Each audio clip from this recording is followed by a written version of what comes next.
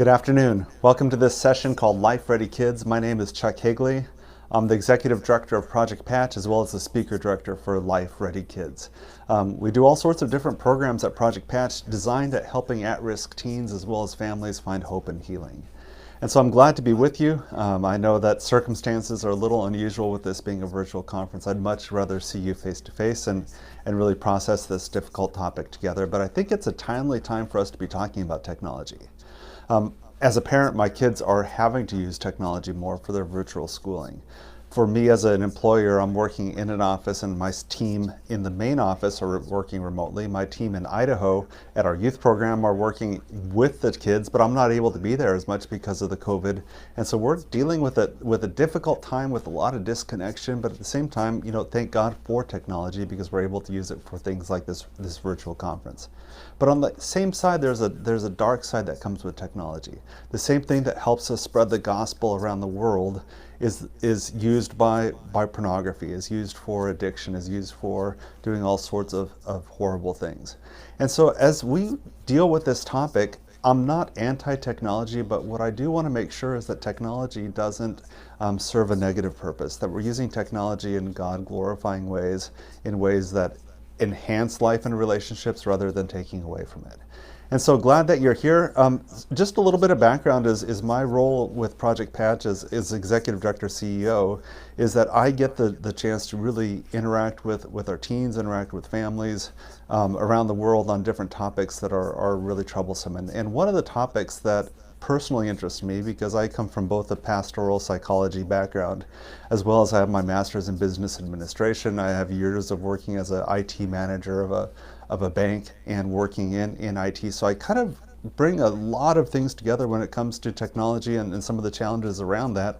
And so my ears are always listening for some of the challenges. And what I hear a lot of people struggling with is that there's parents that are struggling with their kids' use of technology and possibly even their own struggles with it. We're also seeing a lot of youth that I speak with that feel like they've lost some of their freedom online. That as they use their computers and devices, they feel more and more trapped by what's going on with that.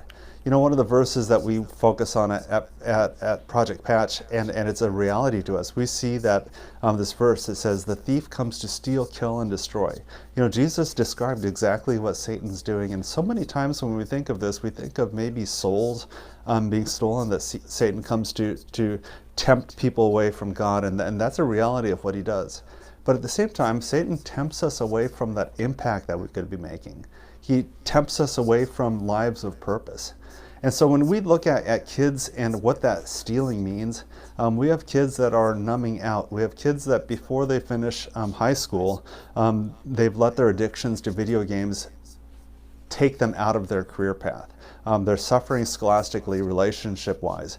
They're going through all this damage before they're even 20 years old because of some of the addictive things that are going on. What we see with pornography is that a lot of the things that could lead to a really rich sexuality, a covenant sexuality before that's honoring to God, is robbed because this pursuit of worldly sexuality, this idea of pornography, hookups, sexting, this consumer sexuality that we're dealing with right now.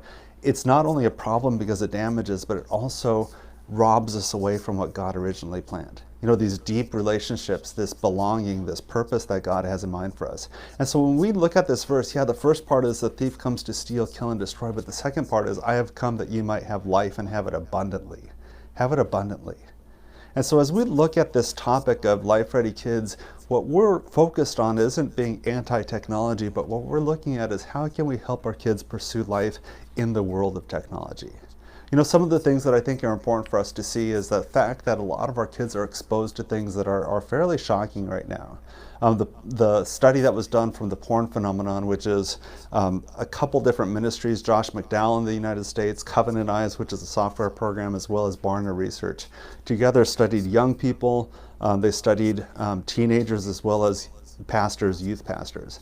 And in that study, they found some really fascinating things. They found out that a lot of kids come across pornography, not necessarily all of them are seeking it out.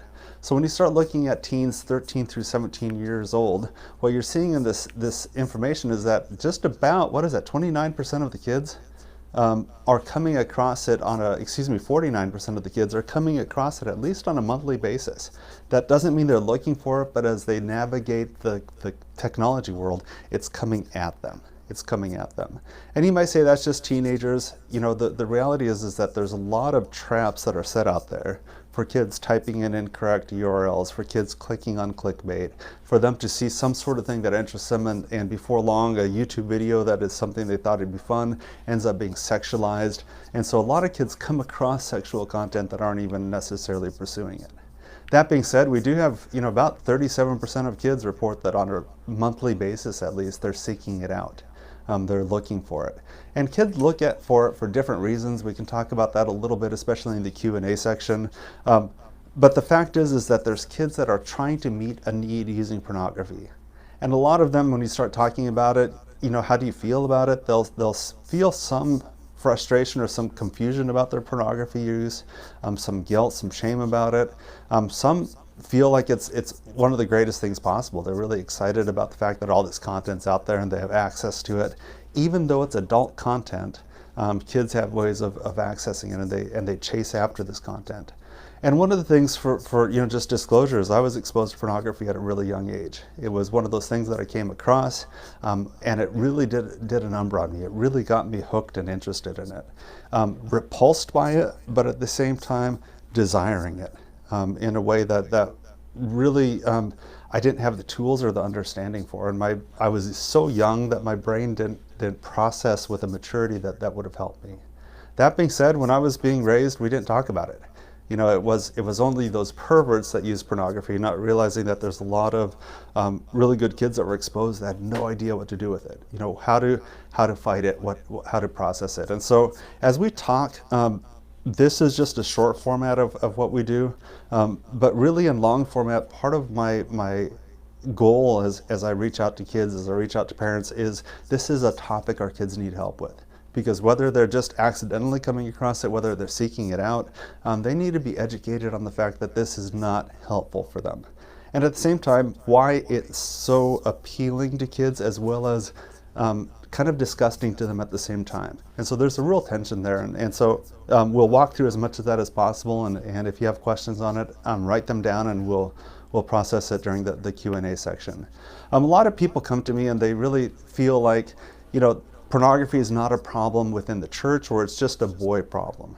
The same study, the porn phenomenon, looked at this is a wider age group, this is 13 through 24-year-olds, and they looked at practicing versus non-practicing Christians. And so for non-practicing Christians, pornographic use was about at 72% that said that, they either occasionally or regularly use pornography. So 72% of young men 13 through 24.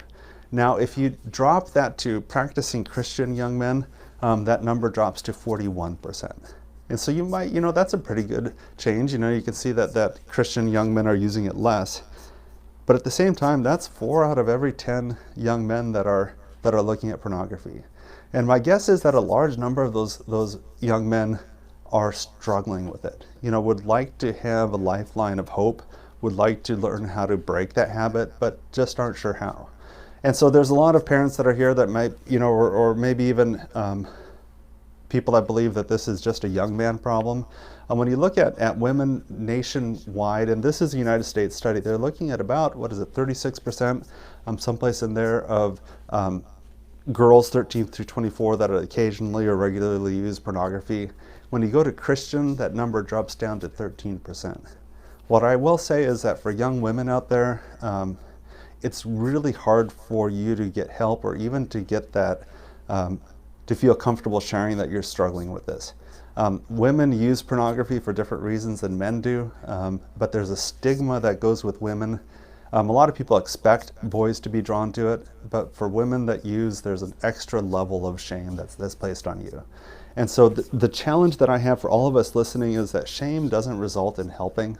To call someone perverted or to look down on someone because of a struggle, that's just going to cement that struggle into their life. And so really my encouragement for us is that, everyone struggles. And for girls that struggle, it makes sense that you struggle. A lot of girls look at pornography because they want to be educated sexually. They want to know They have some fears around being able to have sex in the proper way. There's other girls that watch it because of body concerns. They feel like their body's not quite right, so they want to get familiar with it. Curiosity is a big thing. And then the fact is that girls are visually oriented just like guys are. You know, you look at the biggest social media platforms, Instagram, Snapchat, you know, all these are TikTok, all these are highly visual formats. And so, you know, for a girl to be highly visual, that makes sense that they'd use. That being said, you know, for girls getting help, it's hard because a lot of the literature, the books, even I have to be careful as I speak because a lot of what I speak is male focused and I talk about men, and a lot of the resources I hand out, just because I'm a man in recovery, you know, tend to be speaking toward someone that is my gender rather than yours. And so you have to hop through, you know, some translating to get to you, but the steps are the same. That being said, I would say there's just more shame for girls, and there's probably less direct resources as well as mentors for girls that are struggling. But really, it's time that we step up as a church and really serve the women of our church also that are struggling, and not ostracize them or push them out. As we go on, you know, we've talked about pornography. It's a common thing, but that doesn't mean that it's a good thing. Majority of kids say they've never had anyone talk to them directly about pornography, and so part of our mission is to change that. You know, another risk that we talk about is video games.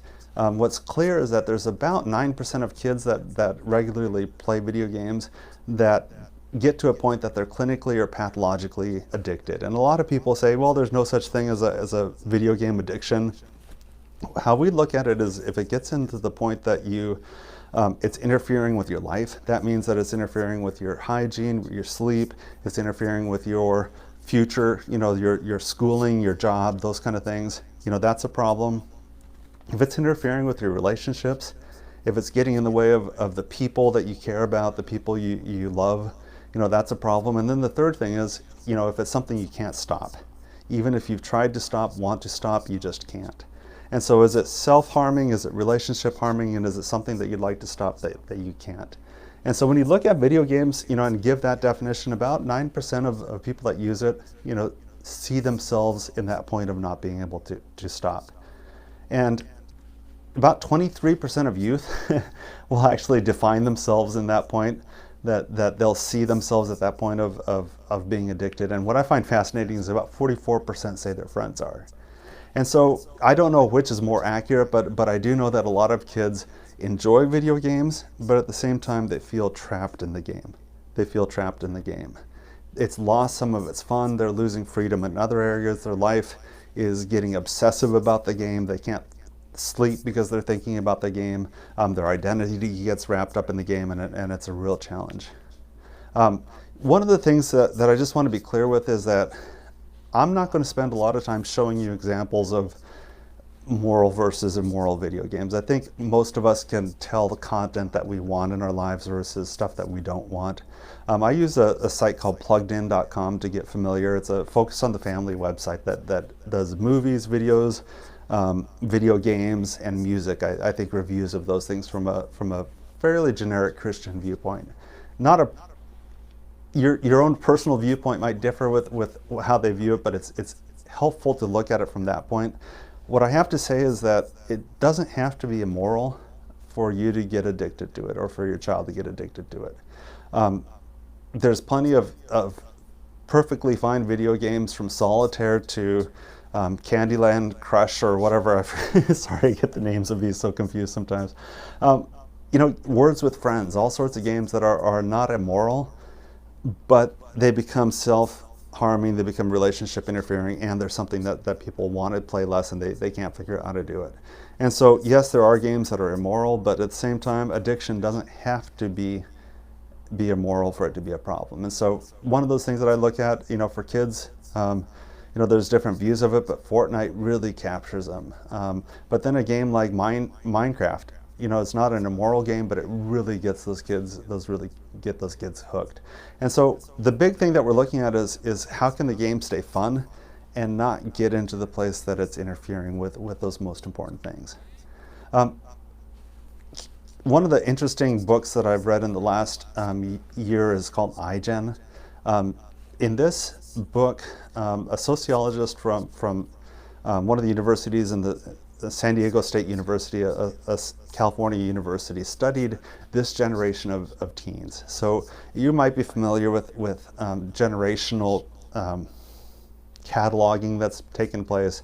So you have the millennials, you have the Gen Xers, you have the boomers, you have all these different generations, and they're trying to identify through tests, through different ways of looking at generations, what's this generation that's growing up right now, what commonalities do they share? And so there's some longitudinal studies that they've used, and what's interesting is that about 2011 they saw a lot of numbers skyrocket. You know, things were keeping a fairly normal trend, and suddenly in 2011 you saw numbers for depression, for anxiety, for loneliness. These numbers just shot up. And as the sociologists started to look at what is it that's happened, what they're looking at is 2011 is about the time that most teenagers, there was a saturation of technology that those teenagers had access to. And so suddenly with that saturation level where most teens had smartphones and were spending time on those smartphones, is that suddenly you saw these really scary things start to increase. Higher for the girls than the boys, but boys tend to follow girls on technology and some of those things. And so disturbing numbers, and you're looking at teen mental health crisis happening right now.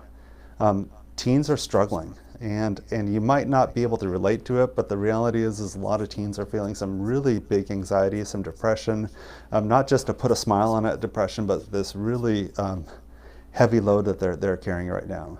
And part of what they're looking at is that this is a generation that is using phones for hours. Some of the interesting stats that they're looking at also is just the suicidal risk. And so there's tests that people can take, there's assessments that look at, you know, how many suicidal risk factors do you have? And since 2011, they started to see these suicidality, these risks explode for teenagers. And not all of it's causal to technology. You know, you can look at which came first. You know, did depression break technology addiction, or did technology addiction fuel the depression? What they can tell as much as they can now is that there is a relationship there. They haven't cemented the relationship crystal clear, but they're saying that, you know, for the kids that use it the most, not only are they depressed, so they use it, but using it causes the depression, and so it's this cycle that they're on. I want to give you kind of a little bit of a background. I think it's clear from what I've shared that our kids are, even in the most stringent of environments, they have a high likelihood of being exposed to pornography. Whether they're playing video games now or at some point in their life, there's a high likelihood that some video games are really going to capture them. There's a truth that social media is helpful in certain ways, but it's also causing a lot of struggle for our kids. Our kids are dealing with a lot more anxiety, a lot more depression. And so into that context, I want to kind of present a model to you that I think gives us a little direction on where we need to go in launching our kids into this world of technology. It's a launch process. Across the bottom, you have age from birth all the way to whatever adulthood is. Different countries have different requirements for that, but what we define an adult is someone who's able to take responsibility and make decisions, and if that decision is a bad decision or they do something foolish, they take personal responsibility to correct it. And so it doesn't necessarily mean a chronological adult, although, you know, most times we're looking at an adult being, you know, someone that can make, you know, sign contracts, make decisions, some of those kind of things. What I know is that I know quite a few adults that are chronologically old, but not necessarily responsible or mature. And so we're not looking at an age, we're looking at a responsibility level. On the other side, you've got on the vertical axis, you've got from not responsible at the bottom up to fully responsible on the top of the axis.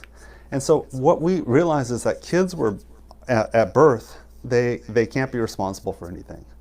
A baby cries, they just can't meet their own needs. A baby can't even turn over until they're at least 4 months old.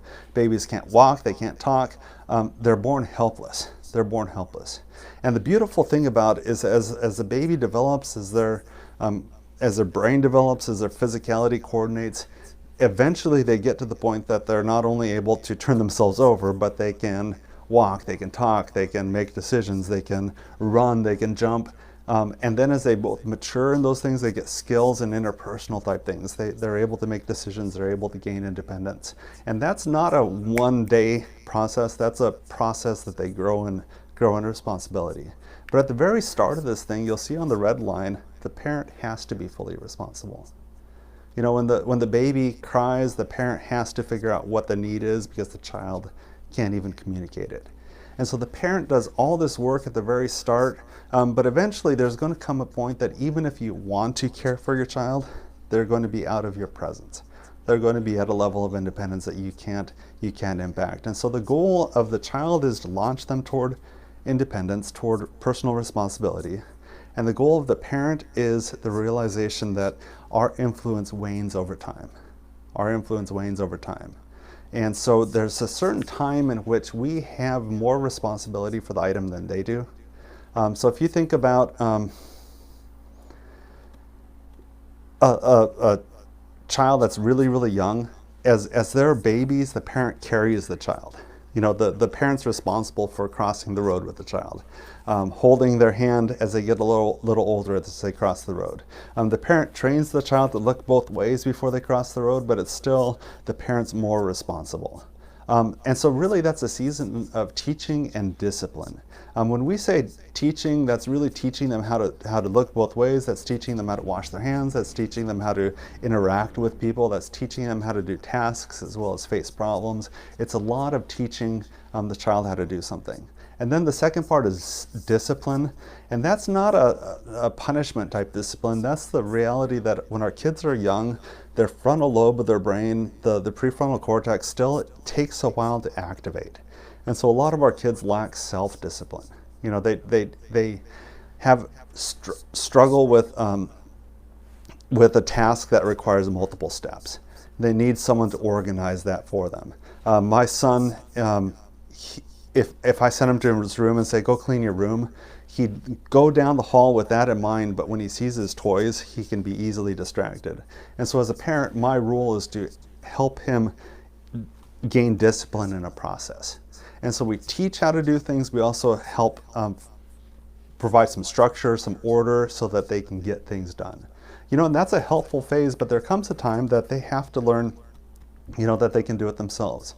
And as that conversation gets older, the child's more responsible for it than the parent is, and the parent's role turns more of a coach, more of a mentor. You're there having conversations about them, you're there to listen, to provide feedback and observation.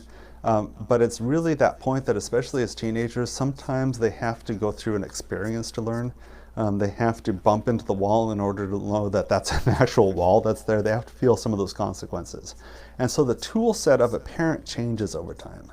And for you that are listening that aren't a parent, what you know, maybe can take it out of this process is where are you at learning some of these things and gaining responsibility? Do you still feel like someone else is responsible for your decisions? And how do you gain independence in these sorts of things? And so part of it is that we really do want to launch our kids. Another thing that takes place in this is that there's a motivation change from real young kids to maturing kids. With real young kids, it's all externally motivated. You can give a kid a treat, a sticker, a lollipop, and they'll do pretty much anything. They love to be rewarded.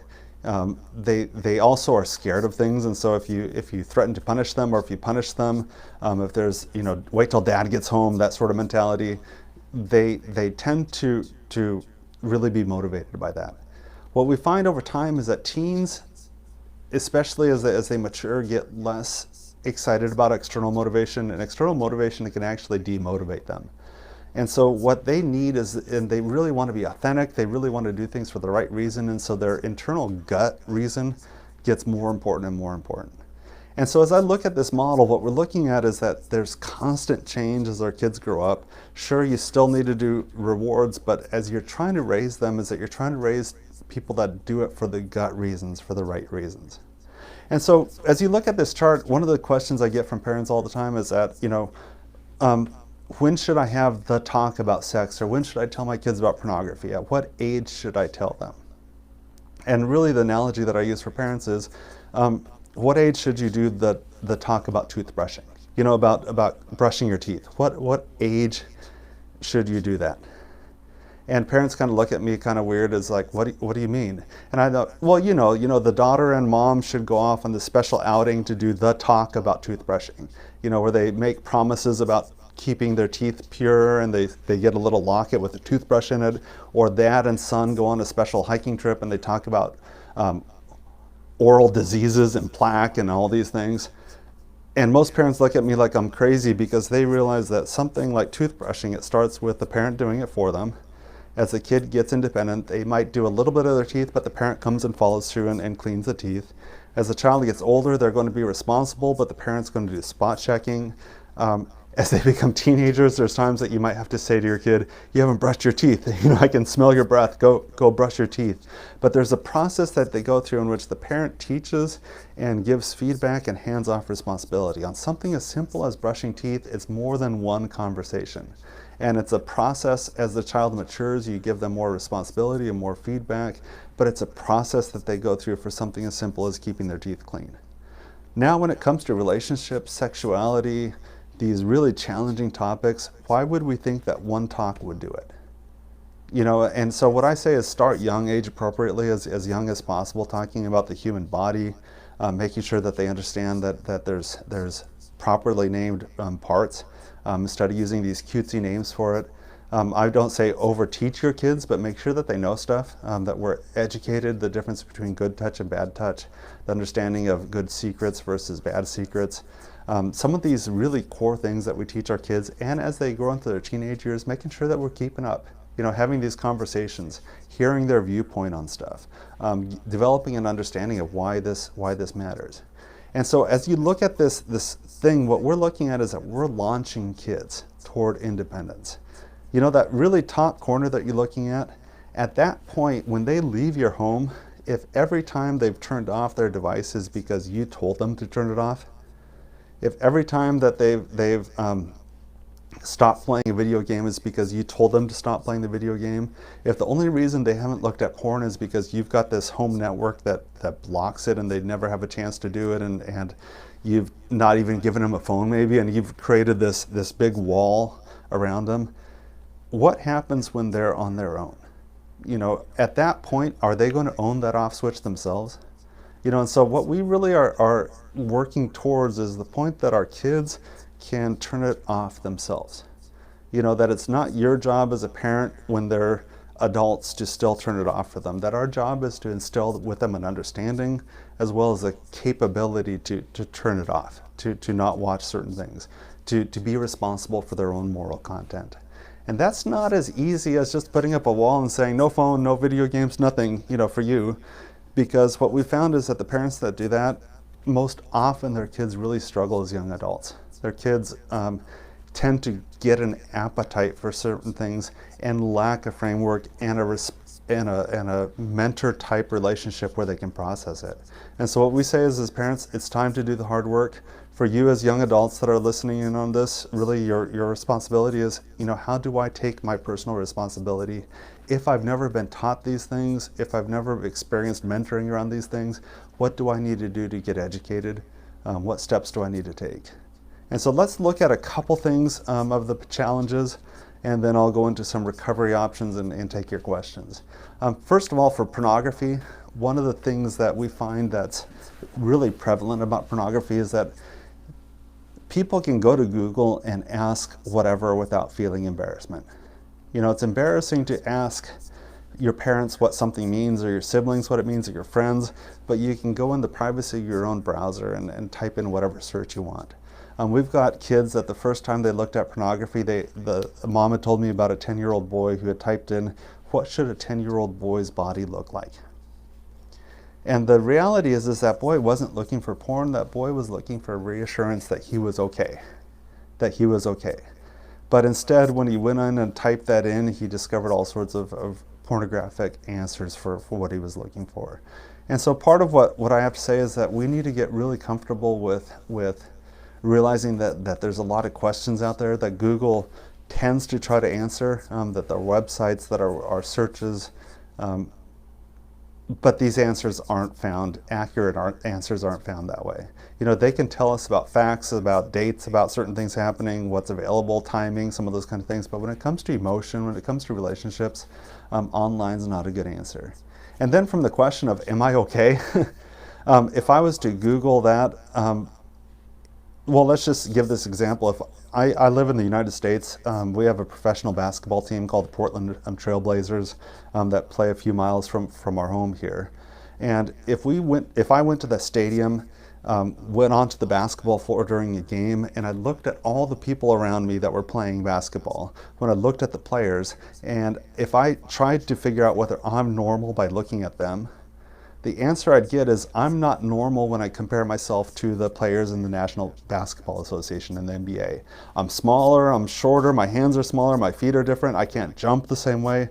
I would feel really strange, and I'd feel bad about myself.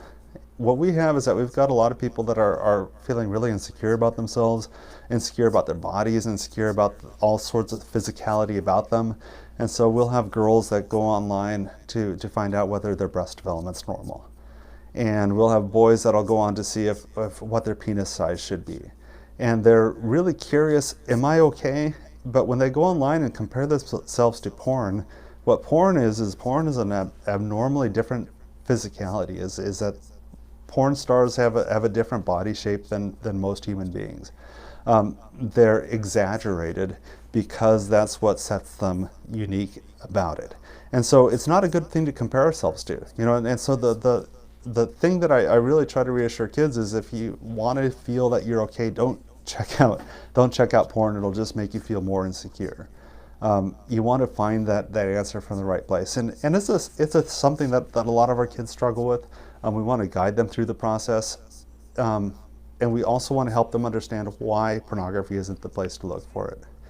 Some of the things that we see and we teach on a regular basis, and we'll race through these, but porn increases our appetite for sexual things and decreases sexual satisfaction. And so the more people use it, the less satisfied they feel and the more hunger they feel for it. And so the expectation that people have around porn and masturbation is that it's going to meet that sexual need until you get married. But the reality is it just amps up that sexual appetite, makes you feel more frustrated, more dependent on the pornography.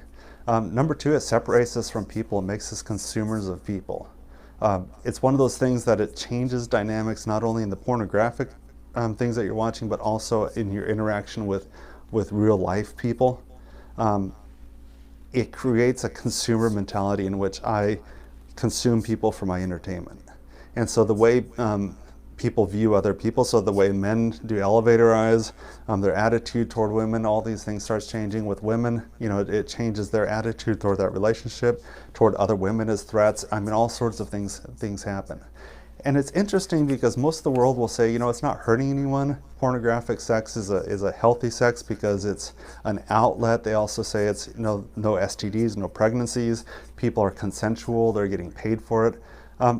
But the reality is that's not true. In the book, Tim Chester talks about this idea of the window, the frame.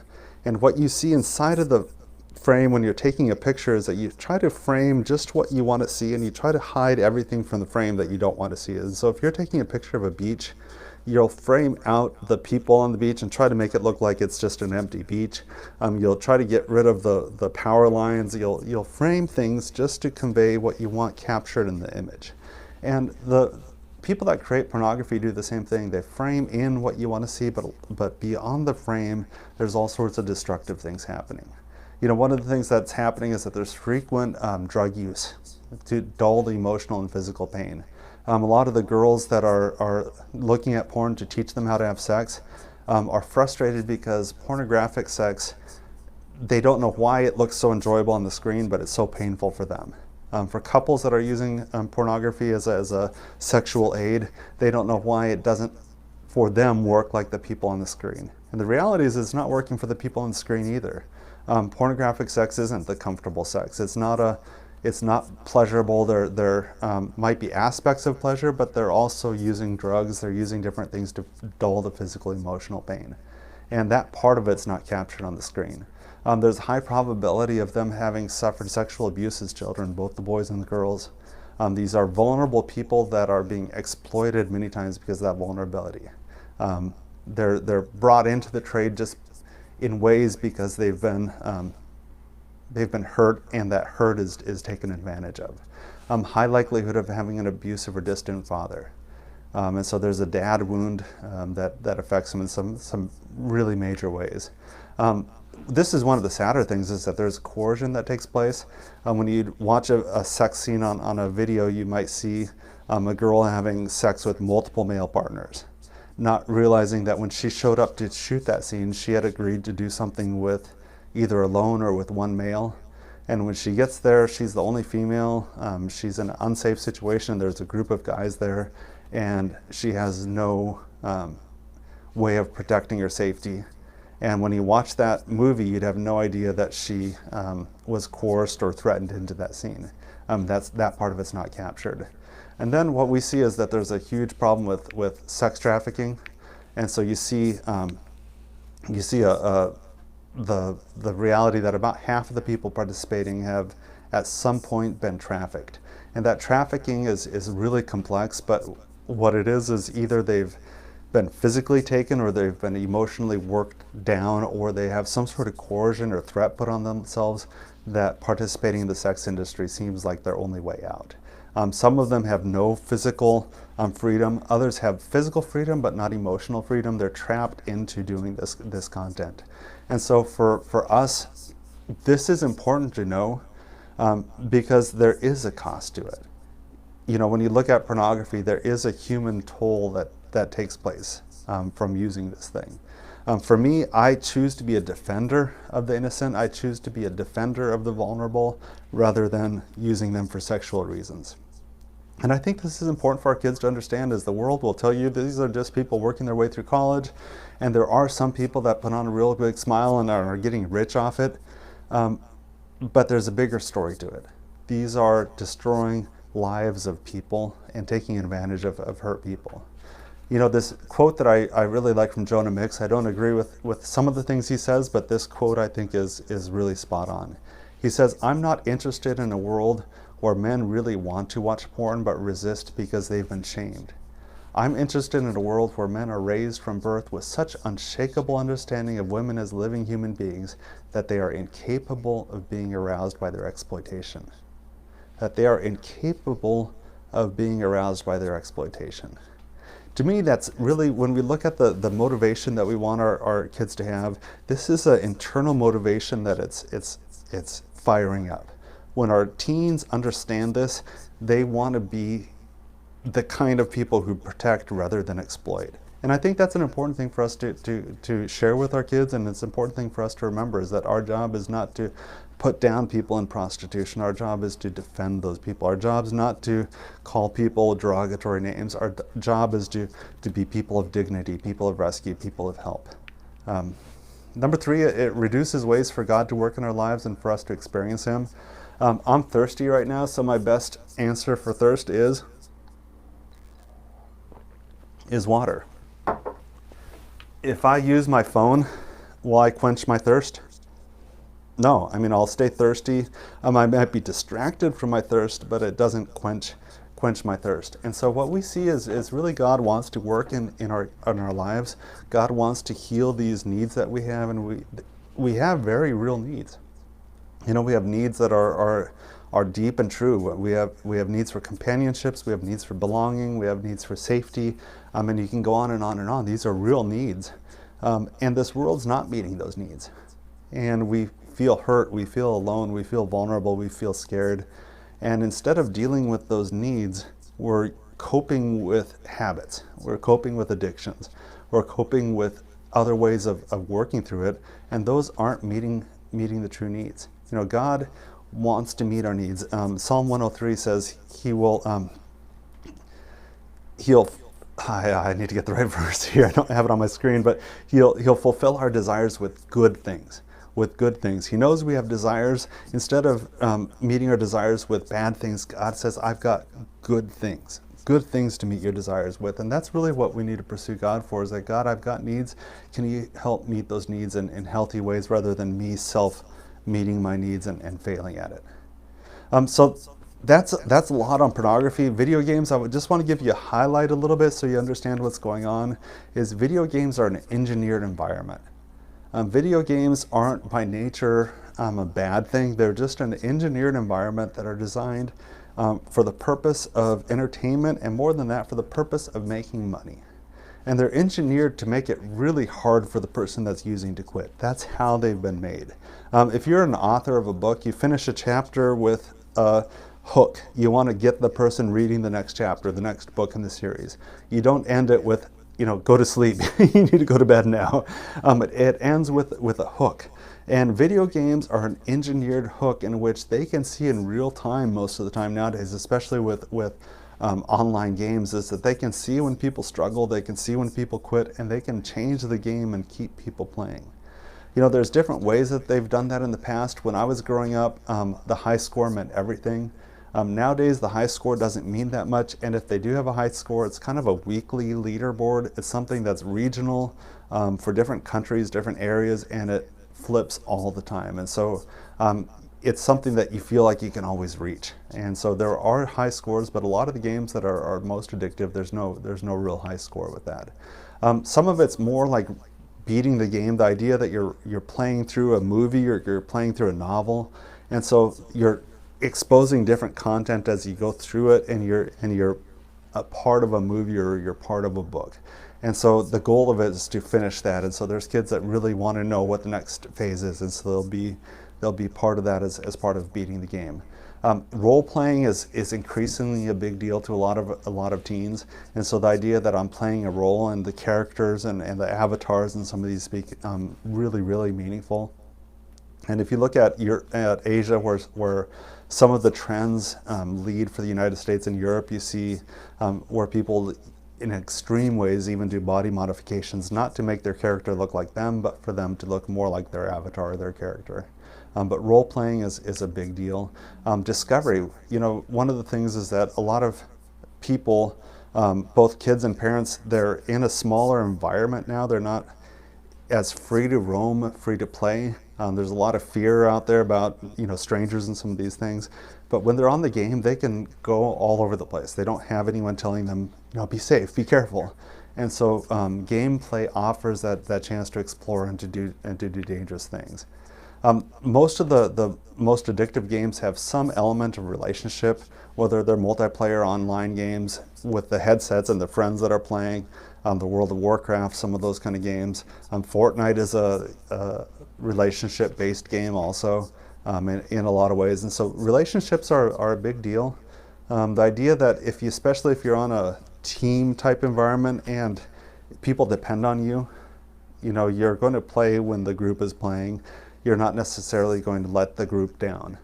And so, some of those games can take hours of kids' times, and, they have a really hard time quitting, because for them to quit, it means that the team suffers, and they don't want to deal with that sort of interpersonal conflict. Some of these games have no end. You look at Minecraft, it doesn't end. It just keeps going and going and going. And so for some of these kids, that's just exciting, just because they can really devote themselves to something that doesn't have the risk of ending or letting them down. And then, some of the things that we're concerned about, I don't go into it super deep, is that there is a chemical thing going on. There's release of dopamine. There's a lot of release of dopamine for natural everyday things, from hugs to food to burping.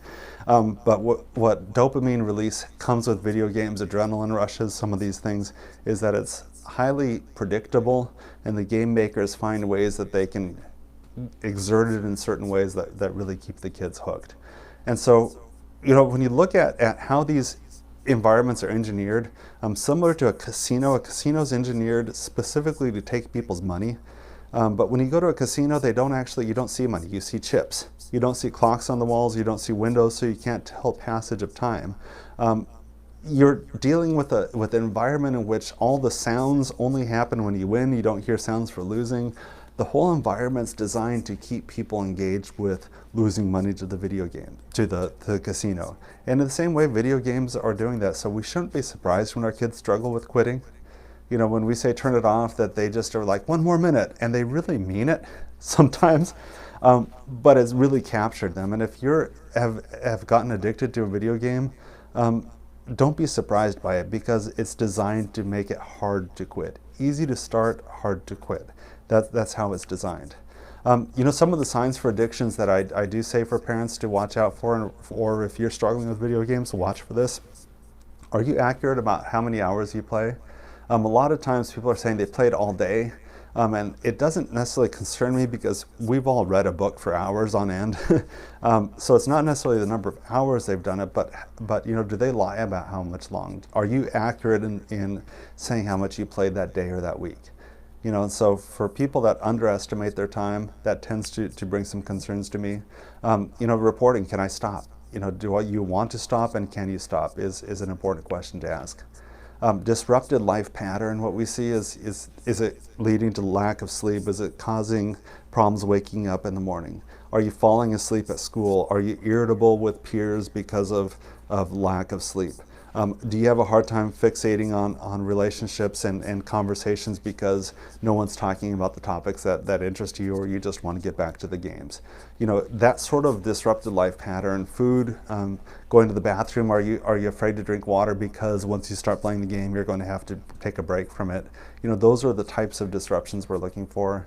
And then we look at other behavioral issues, you know, school issues, interpersonal issues, separation from friends, not participating in family events that they used to like. You know, those are helpful things to know if it's getting to be a problem. And then really the important question, you know, can you get up and do something else fun? You know, if you liked going to the mountain to go skiing before, now do you say you can't, and because I have homework, but end up playing video games all day? And so really looking at, can you really go up and do something else fun? Or is this the only thing that you're allowing to dominate your life? And so, you know, we can talk about addiction and how to break it a little bit more, but it's important to know when there's a problem, you know, and not be blind to it. A couple things about social media. One is that it's not necessarily a bad thing. I'm not anti-social media in the sense that I think we're social creatures. We find ways to connect and use our devices. That being said, social media, when you look at the iGen report, they're showing that about an hour a day actually helps decrease kids' anxiety and depression and loneliness. And so under an hour of day of the use, actually kids feel like they understand what's going on. There's less of a fear of missing out. They kind of catch up with their friends. They know that they're doing okay. So less than an hour a day tends to reduce the anxiety. And then past an hour, that gets really steep. And so that depression, anxiety, loneliness, that the suicidal risks, all those things climb with the use, and really past 4 or 5 hours, it just skyrockets. And so, you know, a little bit of use in a monitored, helpful, age-appropriate way isn't a bad thing for social media. And so I'm not here to say don't ever use social media, but what I am saying is that past a certain amount of use, it starts having a reverse effect. It starts hindering rather than helping.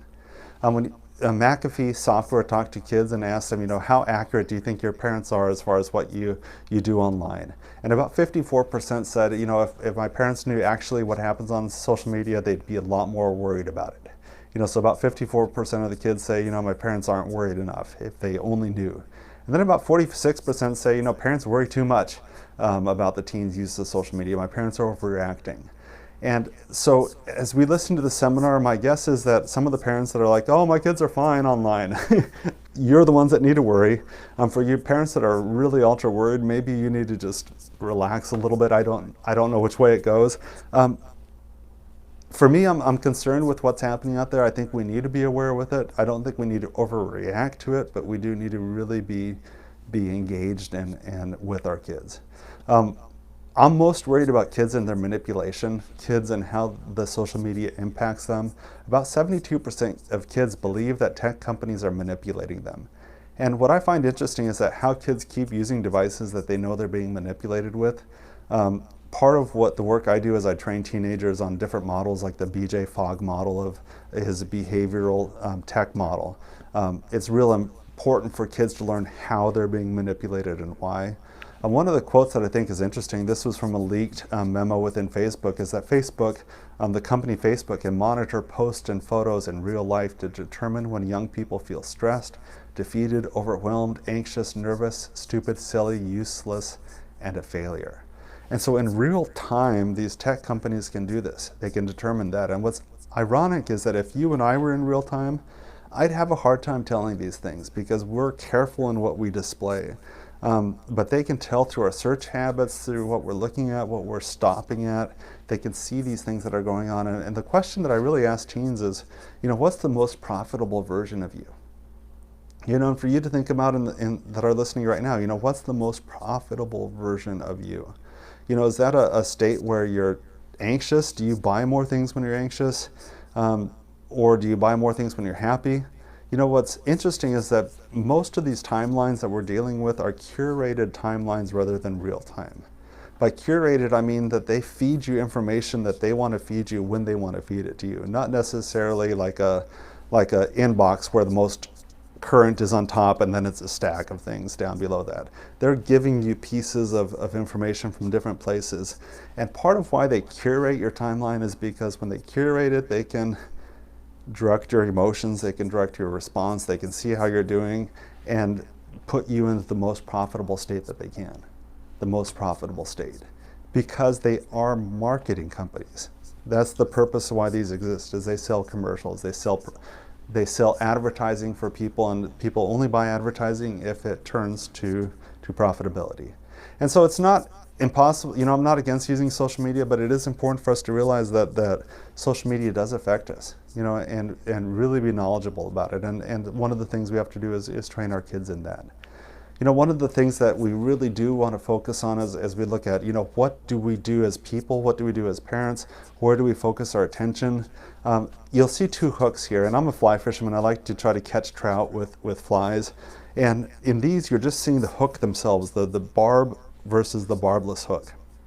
The purpose of the little barb that's on there, the purpose of that is so when the fish bites into that feathery, furry, metally looking hook thing that looks yummy to it, as soon as it pierces its lip, if there's a barb there, it has a hard time spitting it out.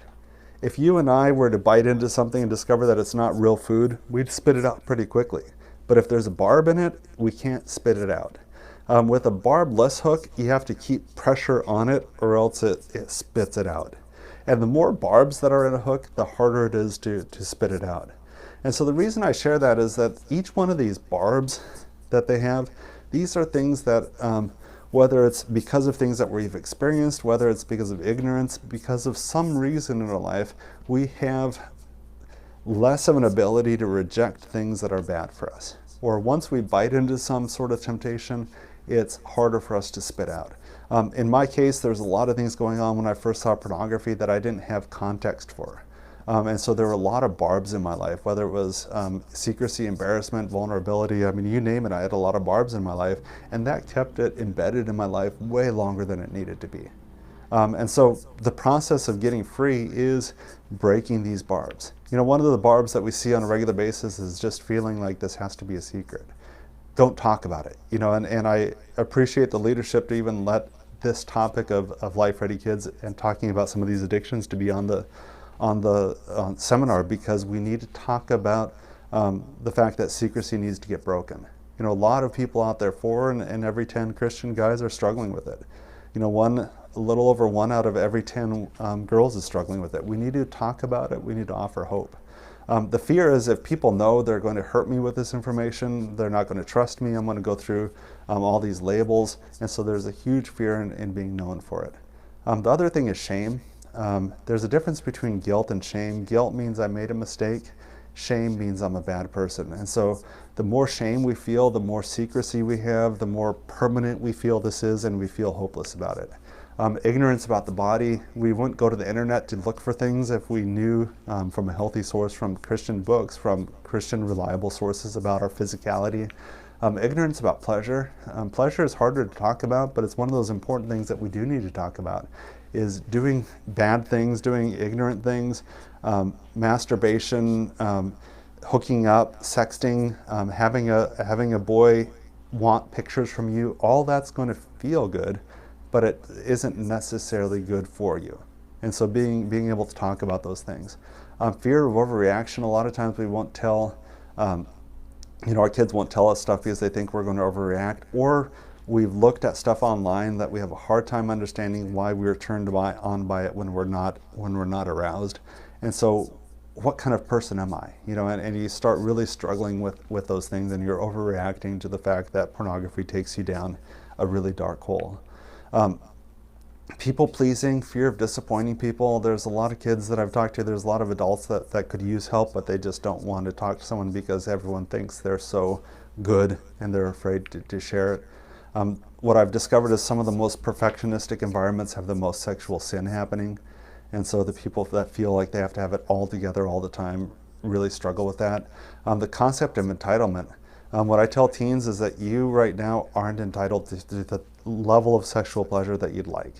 That's something that only comes through covenant, and even your marriage night might not be the top of sexuality because you don't have the practice. You might not even have the communication or the trust or the experience of being vulnerable enough that's you work towards it. It's a process of growth. It's a process that God has given in covenant sexuality that is fantastic, but it's not something you're entitled to just because you're who you are. You need to work for that.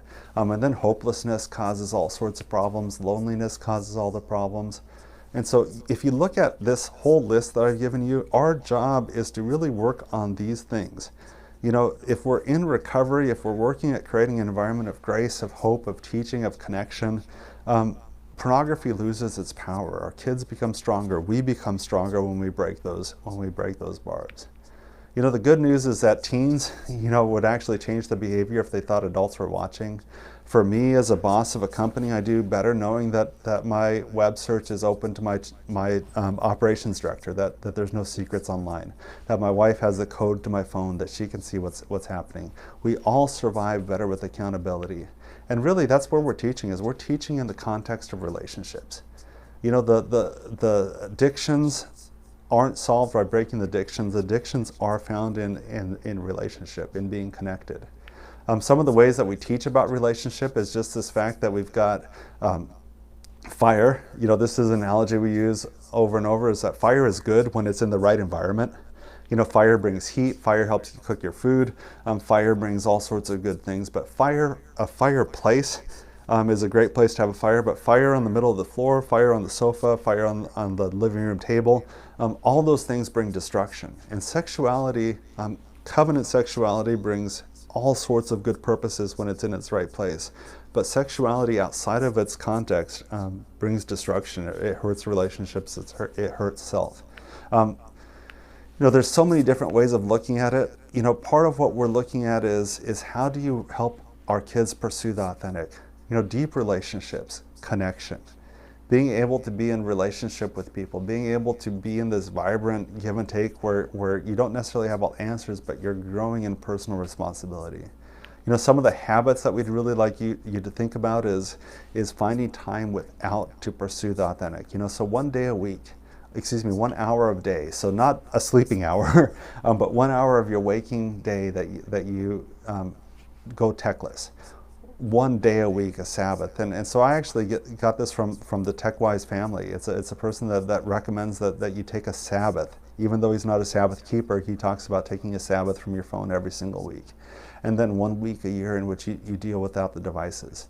And that's such a powerful way of dealing with stuff, because it helps us move forward in a real rich way. It helps us move forward in a way that helps us be aware of the impact of technology, as well as fuel the types of things that keep us away from technology.